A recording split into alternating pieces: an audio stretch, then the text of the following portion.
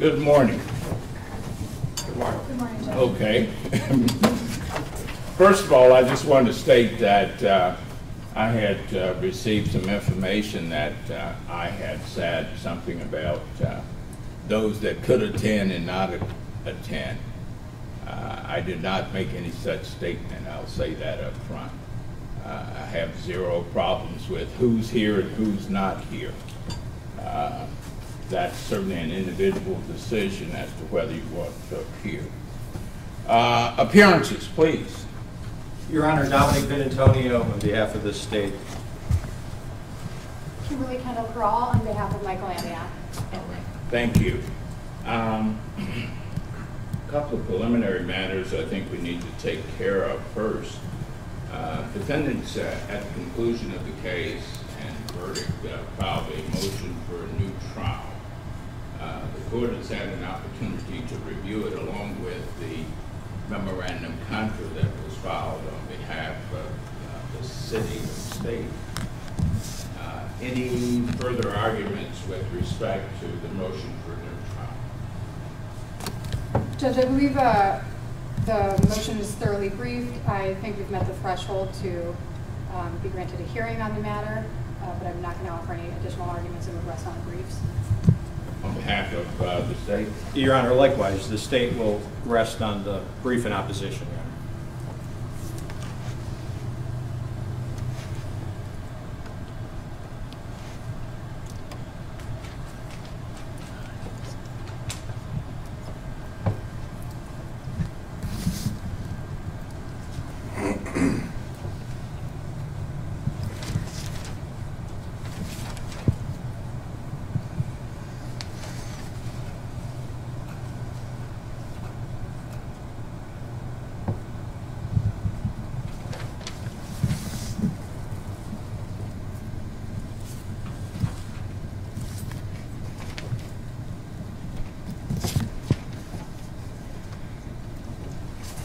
You know, I had written a number of pages here to read into the record with respect to whether or not this motion should be granted or denied. I think certainly the defendant is within his right to contend that a new trial is appropriate under Rule 33 of the criminal rules. However, after reviewing the motion and the memorandum, the court is not convinced that at this time that an order should be issued. But the basis was, number one, that the prosecutor fabricated and asserted certain things concerning a conversation that was not true. Arguments by the prosecutor concerning the jurors' desire, what they desire in their community. The instructions that the court provided.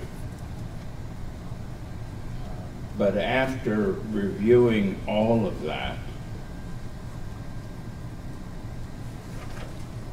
I feel that any errors that were made certainly were cured with the instructions provided to the jury, especially dealing with the arguments of counsel, because I emphasized repeatedly that those arguments were not evidence. Basically, the interpretations of what the attorneys felt the evidence was. And I don't believe at this time, while some of the remarks may have been inappropriate, I don't think that they reached the level to where prosecutorial misconduct would warrant the court granting a motion for a new trial. Certainly, I'm sure the defendant will have an ample opportunity based upon the outcome of the case to appeal if that's his desire. The court did instruct the jurors appropriately, although there were a few hiccups during the course of instructions. Therefore, the court at this time will deny defendant's motion.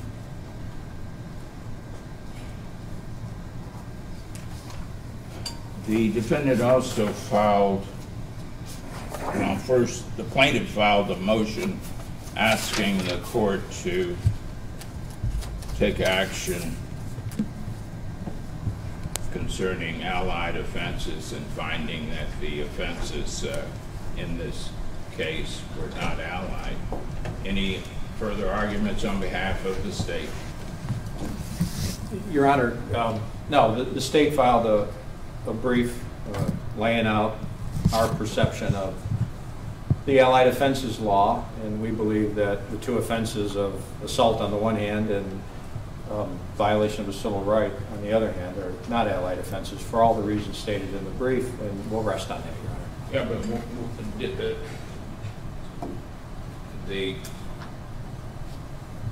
in order to get to one, you had to do the other, correct? Well, that's our argument. Our argument is that the stop was separate from the assault, so they're not allied. That's our position. Noted. Counsel? It's interesting that the state is making the argument that the stop is a separate offense than the assault, because Mr. Amiott was not charged with a violation of any crime for the stop. The interfering with civil rights lays out the facts supporting that charge in the charging document, which is the assault. It mirrors the exact same language. The jury instruction mirrored the exact same language. And so the state now asks this court to sentence Officer Amiott separately for conduct which he was not charged for, which he has not been afforded due process for, and which would be in violation of his constitutional rights. As set forth in our brief, as a matter of law, both counts are supported by the exact same facts. They were both committed at the same time, a single victim, and they are allied offenses as a matter of law under State v. Roth and under the statutory language. And so it's our position that this court can only go forward sentencing on one of those two counts. Anything else? Your Honor, just based on that, Your Honor, as the court knows, what you look at in allied offense analysis is the conduct, the animus for the conduct, and the effect of the conduct. We laid it out in our brief.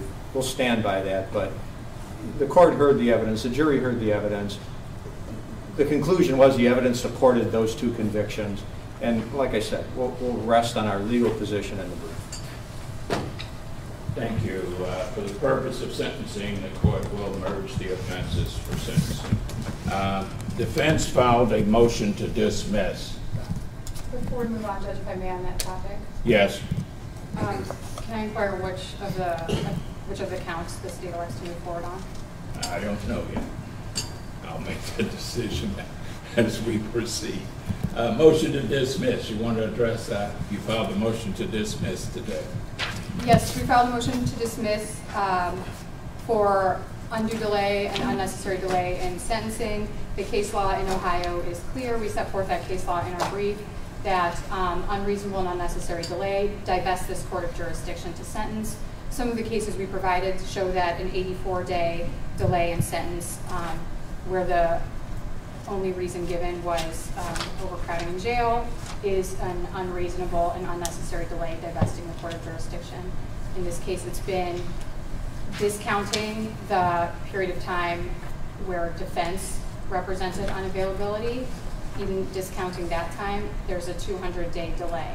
The total time is 241 days, but in discounting my unavailability on Fridays during finals season when I was teaching, that cannot be construed against the court or the state, but the other 200 days qualifies unnecessary delay based on the case law by the Ohio Supreme Court and all districts who've interpreted the matter. What's the harm? It's not a harmless error analysis, Judge. Well, I'm still asking what's the harm to your client? Well, the harm is not a relevant question. It's a It's jurisdictional relevant to question. me, I'm asking. It's not relevant to the legal consideration. Well, I'm asking. The harm to the client is that this has been going on for 6 years. I And so agree. any ongoing delay continues to interfere with his life and the manners that pending criminal cases interfere with defendants' lives. Okay. Counsel? Your Honor, I think if there's anything that we can agree on, Your Honor, it's probably the proposition that in connection with a delay analysis between conviction and sentencing, all of the case law can be synthesized to say basically that the question is reasonableness. Is the time lag reasonable under the circumstances? And I think it is relevant. One of the inquiries into that reasonable analysis certainly is, how did it affect the defendant? If it did. I mean, you could envision a case where a defendant is sitting in jail for 30 days, 60 days, 90 days, 6 months.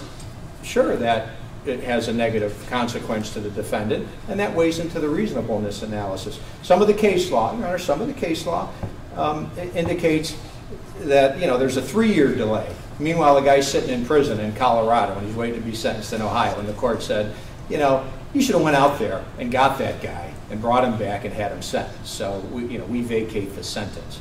So there's a lot of considerations that you could consider in the reasonableness analysis. I don't know, I know the court, that Your Honor, I know you're not from this court and you were brought in, and so I don't know what your schedule's like. I don't know why the case was continued, the 1 or the 2 times that it was. I don't know, but the question is, whatever those reasons are they reasonable? Do you think? Yes, if I may. I mean, the state has again summarized that the case law holds that one of the considerations is the harm to the defendant. That is not one of the considerations. The case law is abundantly clear. I cited dozens of cases in my brief, but Ohio's 8th district, the controlling district here, is whether society will derive a benefit from enforcing the sentence, whether the defendant contributed to the delay through his own wrongful actions, and the length of the sentence relative to the length of the delay. Here, the maximum sentence is less than the length of the delay. And while the question is reasonableness of the delay and not harm to the defendant, Officer Amiott has been prohibited from working overtime during the pendency of this case, and so that has had a financial burden on him. He worked an average of 300 hours of overtime a year plus side jobs prior to this case, which he's been unable to do during the pendency of this case. So it's not to say that there's no harm here. The harm is ongoing. Yeah, but that OT is not something I think the court necessarily should be considering. I would agree. I think the harmless error analysis in general is not something the court should be considering. Okay.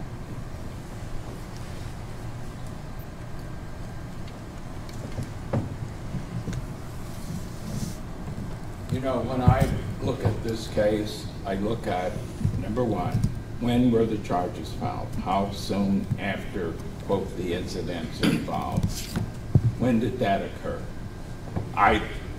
That's not a question. Okay. That's just out there. When did that occur?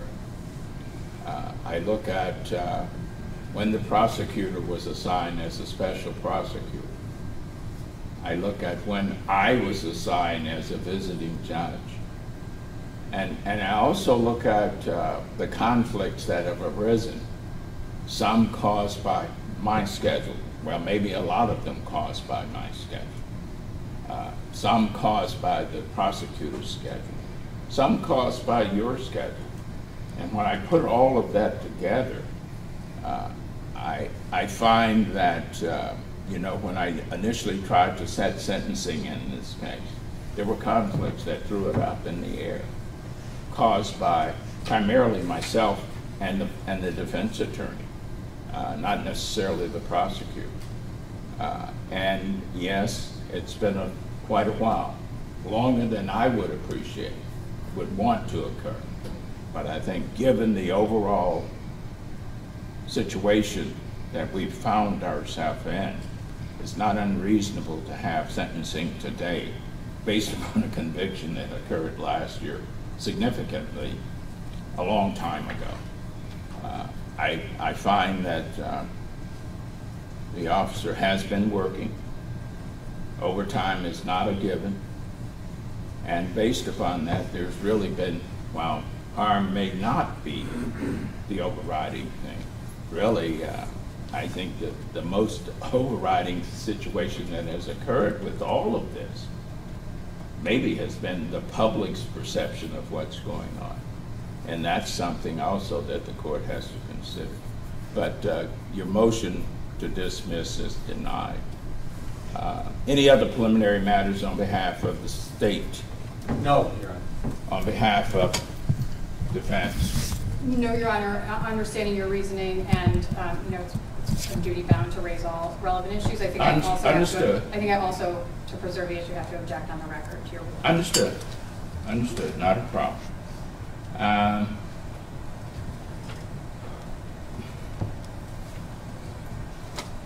You may proceed. The court did share a order of pre-sentence investigation report, and given the fact that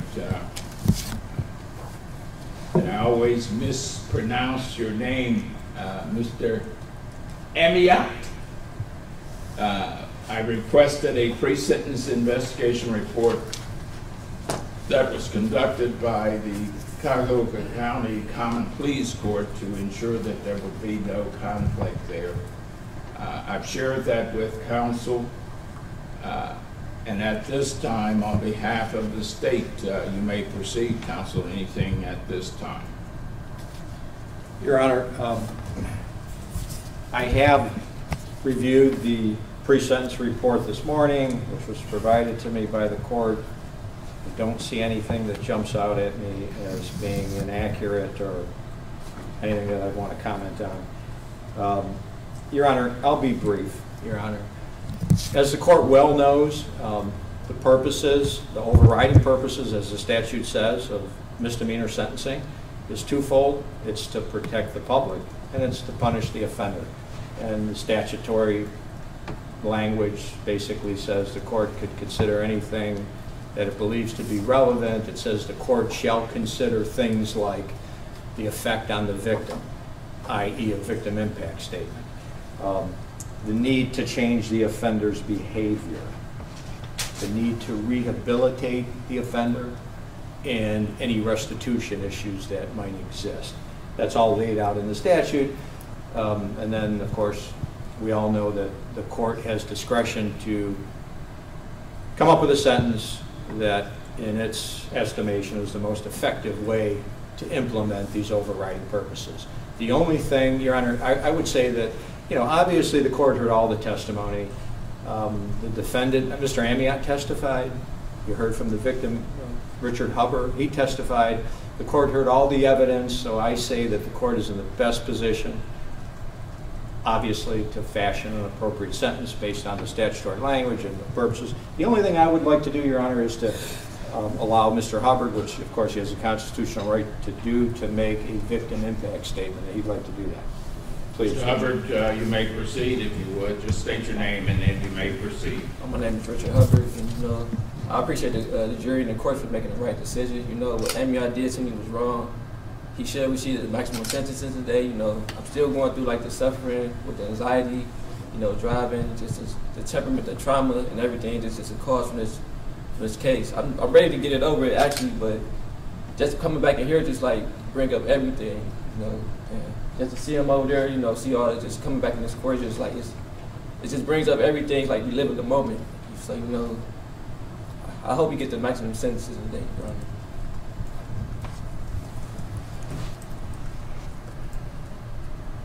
Anything else on behalf of the state? No, Your Honor. Counsel. Thank you, Judge. I am going to make a few statements, but I'm going to reserve to do that after Officer Amiott makes some. Is it okay if can you stand at the podium? You may. He's made some notes.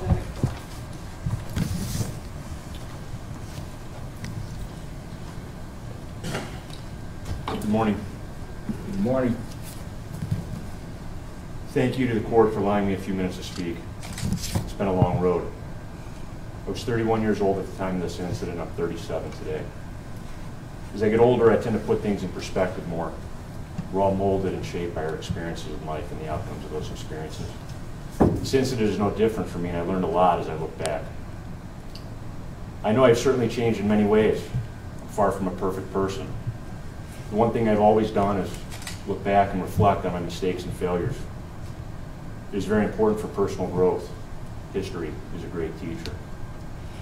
The only problem is you can never change it. You can't rewrite it. You can only learn from it. It feels like we've been polarized to feel that people on both sides of this topic are either all good or all bad. But the truth is more nuanced than that. The procedure leading up to this moment has exposed me to what defendants are really up against once they're accused in this system. This case was investigated by numerous outside agencies. With the media attention the case got, it certainly should have been. After all, investigations are a search for the truth. I want the public to know what really happened to get us to this point. From day one, I cooperated fully with my own department investigation, Cuyahoga County Sheriff's Office Use of Force Investigation Team, and the FBI. I was repeatedly interviewed by numerous investigators in 2017. I never downplayed my actions.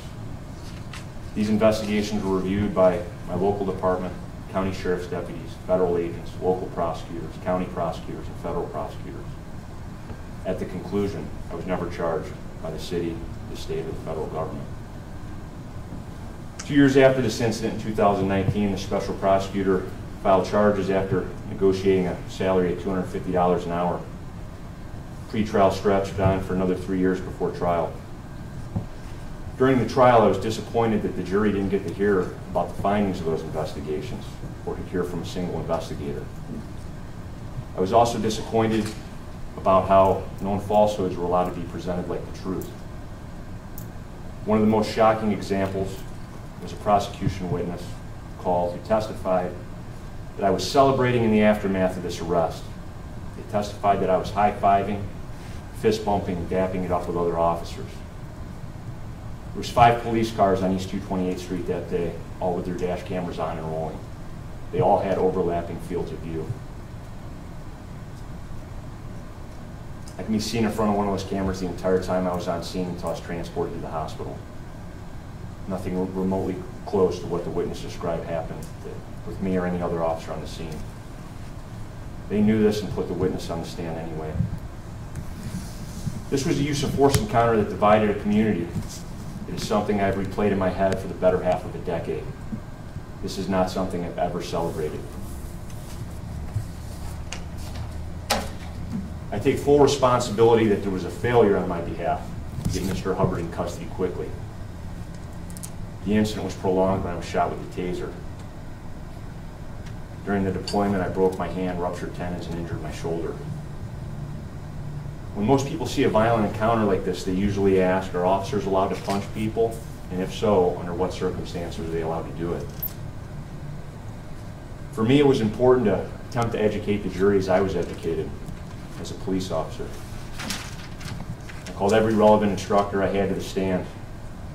Taser instructors I had, department use of force instructors, captain in charge of the use of force committee, my police academy use of force instructors, and traffic stop instructors.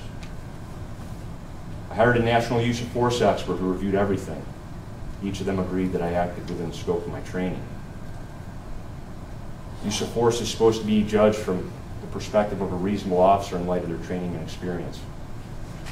Every officer testified that my response was consistent with the law, policy, and training. We also submitted handbooks, training documents, and videos supporting the testimony. Regardless of how I feel about the situation, I accept the jury's verdict. However, it's become clear that there's a disconnect between how officers are taught to react and how the public expects officers to react. I cannot change the outcome here, but I can make positive changes going forward. I have to figure out how to move forward and make sure I don't end up here again. As a community, we have to figure out how to come back together and make sure we don't end up here again as well. Our law enforcement training must keep officers safe and also be consistent with public policy.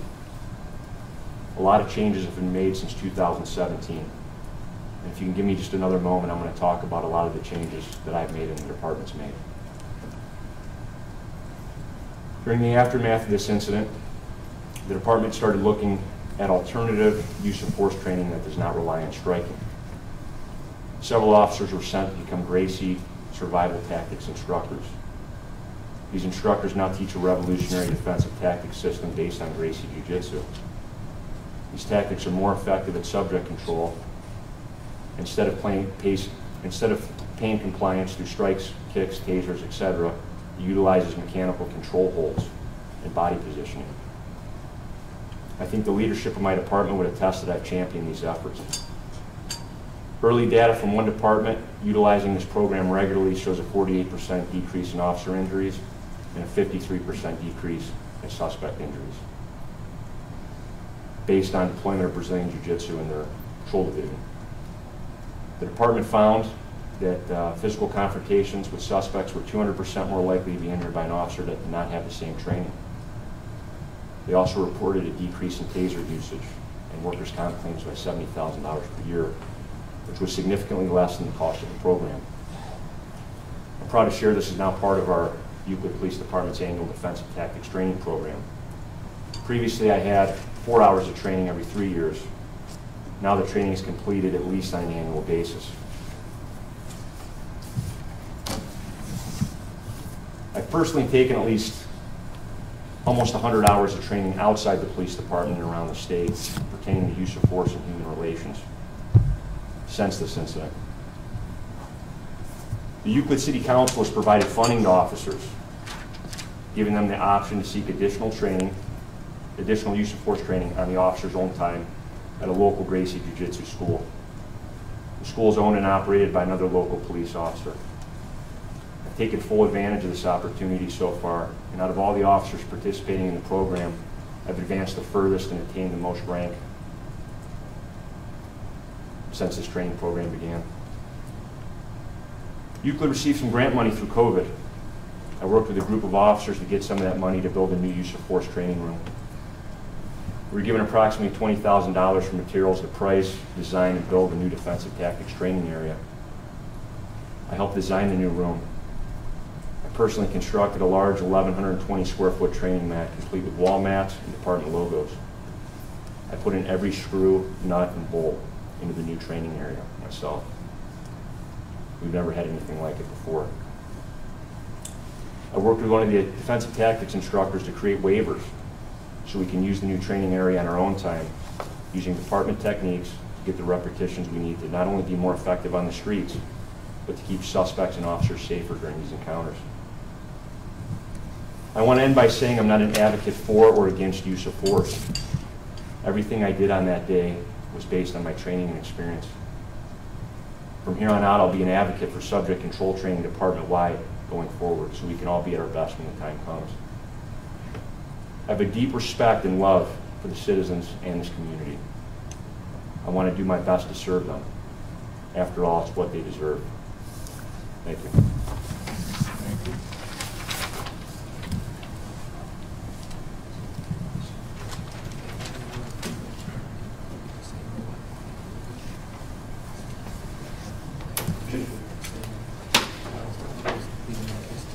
Counsel.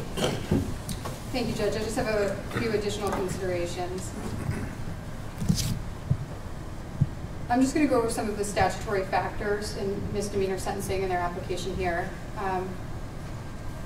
pursuant to 2922.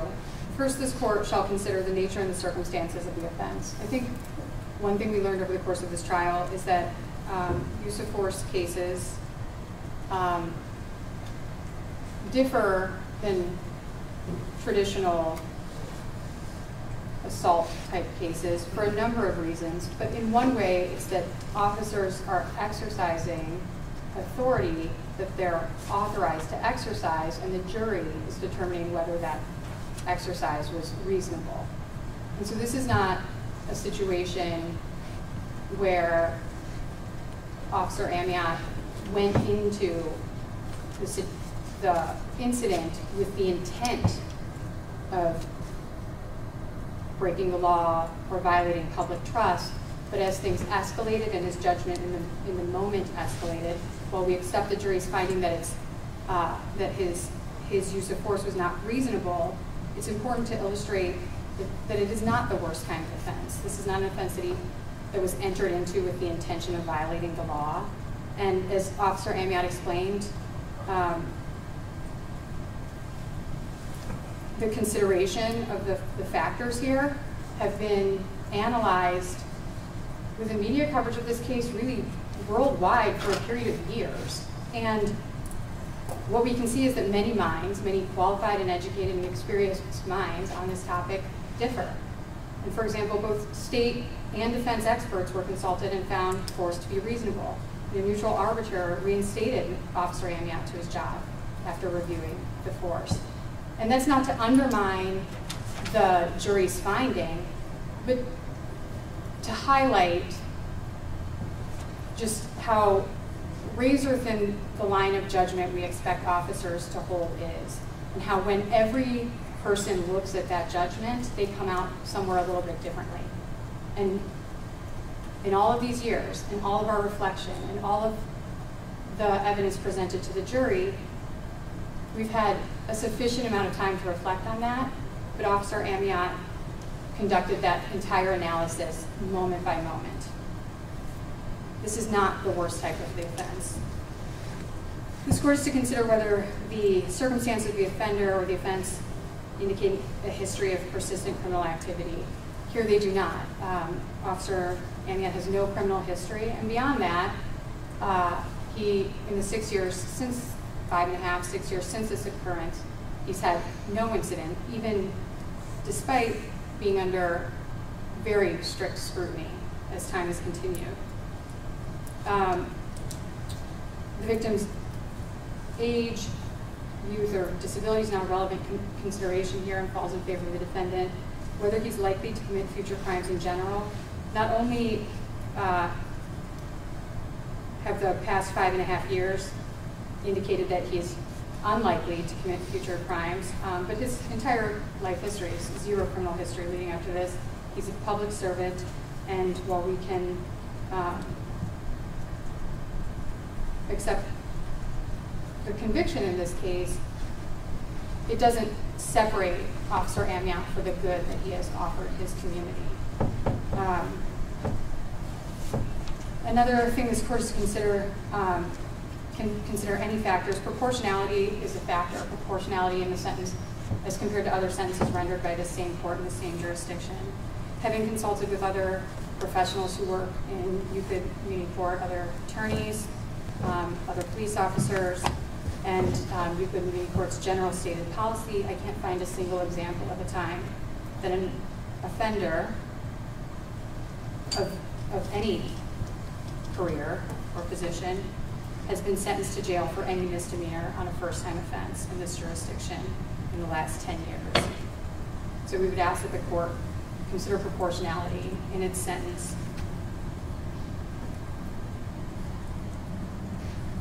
We would further ask the court to take into consideration the amount of time that has gone by in this case and the fact that collateral consequences always exist for criminal defendants who are in the system during the pendency of their cases. The state brought up rehabilitation, and I think Officer Amiott highlighted some of that rehabilitation. And when he's using terms like defensive tactics, I want to articulate that what he's talking about is not more of the same, but moving away from what we saw from his own police academy trainer. If we remember during the trial, we saw a video of the police academy trainer saying, "Now drop an elbow, now throw a strike."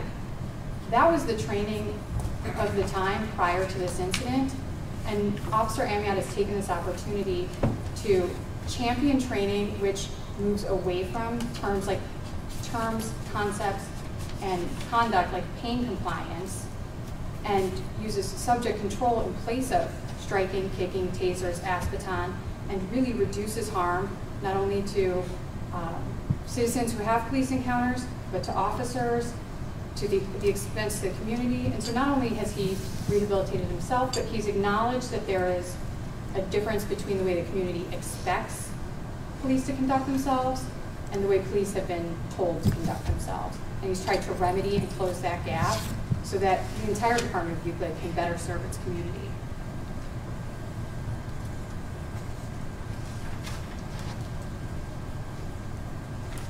Lastly, during the pendency of this case, Officer Amiott has been exposed to a tremendous, and everyone involved here, exposed to a tremendous amount of media engagement, which has brought out both the best and the worst in public discourse. And even despite that, he has continued to serve his community in the best way he knows how, and he's continued to educate himself to prevent himself from being in this situation again. If you would agree with the pre-sentence investigation report in this case, Officer Amiott presents in the lowest risk factors in every category. It's recommended non-residential community control sanctions are recommended at the lowest level of supervision, and we think that is an appropriate sentence for this court to impose. Thank you.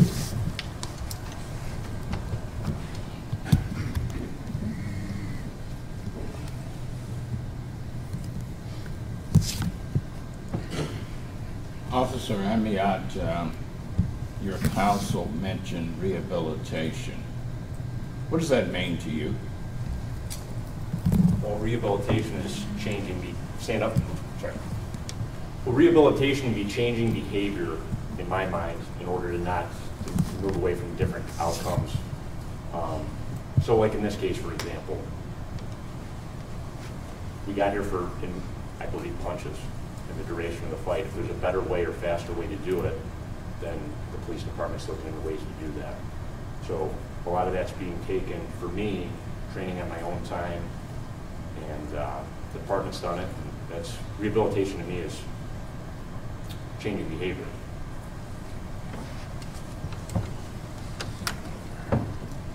You know, I'm listening to everything that was said by everyone, and particularly what you were saying. One of the things that I did not hear, you did not address Mr. Hubbard at all. And I'm not saying it's something that need to be done, but it's an observation that I made. And part of that, I try to observe and see what's going on and listen. And you can be seated. I'm going to talk a little bit here. I just wanted to ask that question.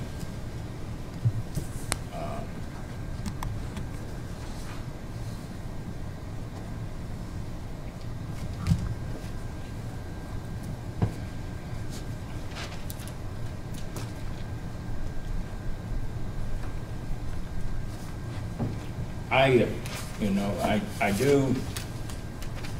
didn't just sit here and let the trial pass me by. I observed the testimony from everyone. I listened. One of the things that stood out to me is that the initiation of this incident probably never should have occurred when you received that initial radio communication. That initiated this whole thing. And the other thing that sort of stood out to me was that in approaching the vehicle and asking Mr. Hubbard to get out of the vehicle, from my perspective, there was an inability for him to get out of that vehicle without making contact with you. Inability to get out of that vehicle.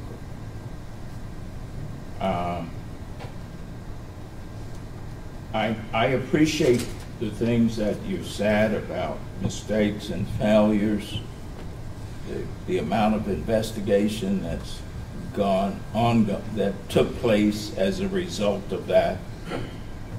And I appreciate all of that.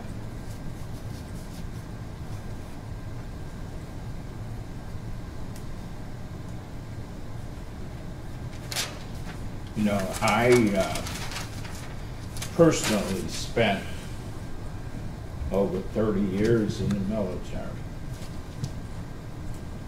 So I'm used to having orders, following orders, obeying orders, a regimented order of things. I'm accustomed to that. And I appreciate the necessity of police having the ability to, we need them. We need them to do their job appropriately. And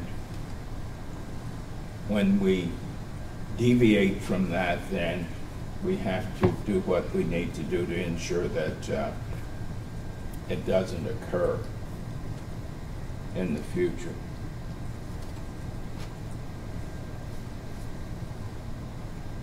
And I appreciate what Euclid has done, the Euclid Police Department has done with respect to modifying how contact is made and how you get people under control. And police need to be able to control folk, no doubt about that.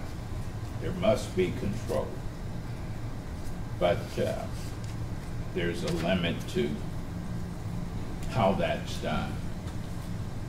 And based upon the evidence that was presented in the testimony. And I did listen to your trainers, your prior instructors. I did listen to them. But I do believe in this case, I believe the jury got it right. I do. And the court must impose the sentence that the court feels is appropriate in a case like this. And I appreciate the information provided in the pre-sentence investigation. And generally, I'm the type of person that generally follows recommendations, generally speaking. I'm not here today to send a message to the world. I'm here today to evaluate what occurred here, and especially given the length of time that has expired since this incident and to today, take what I think is the appropriate action in imposing a sentence.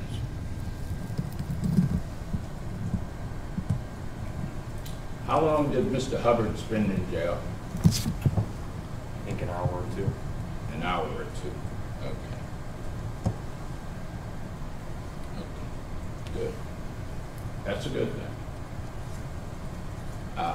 Mr. Hubbard, let me say to you, it's been 7 years. Yes. The city of Euclid compensated you. If you need assistance, you need to go and get that assistance. But I'm not going to say you're not going to have instances of flashback or what have you, but you need to move on with your life also. Oh, yeah, yes, sure. And not let this incident continue to hover over you. The city compensated you.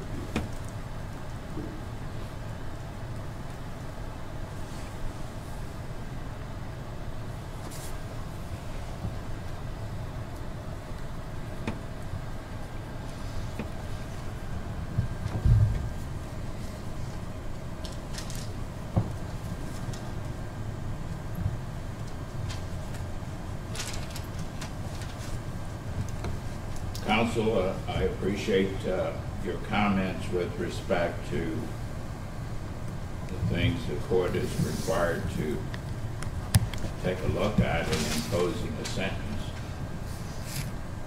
Based upon the evidence presented and the pre-sentence investigation, court at this time will impose a sentence of 90 days, require you to pay a fine of $1,000, and will require you to pay the court costs. In addition, the court will suspend the sentence of 90 days, place you on non-reporting community control for a period of 1 year. If you violate during that 1 year, then the court will retain the ability to impose the sentence. Anything on behalf of the state? No, Your Honor. On behalf of Mr. Amiott? Just what count is the court electing to sentence? What count?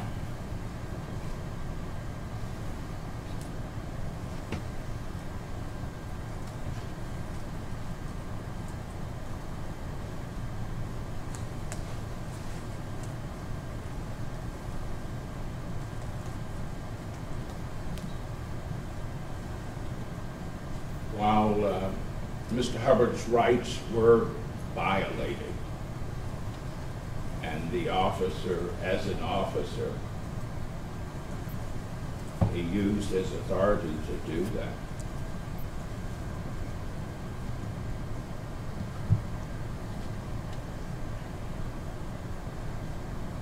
However, given the length of time involved here, the court will use the assault as opposed to the violation of civil rights. Not saying they weren't violated, I understand. but given the length of time, the court will use the assault charge. Anything else? No, thank you, Your Honor. That's all. Good luck to you, sir. Thank you.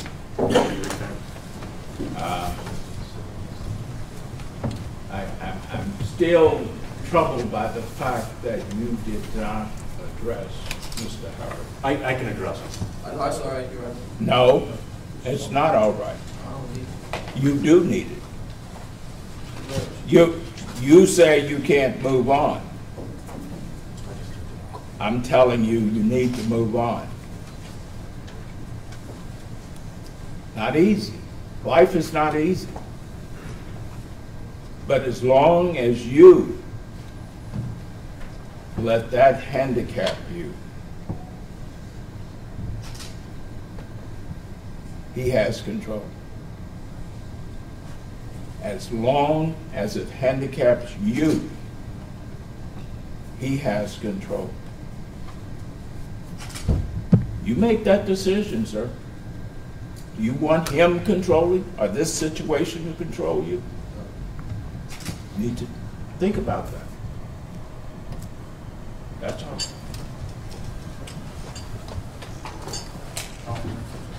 All right. Court is now adjourned. You all do what you want to do.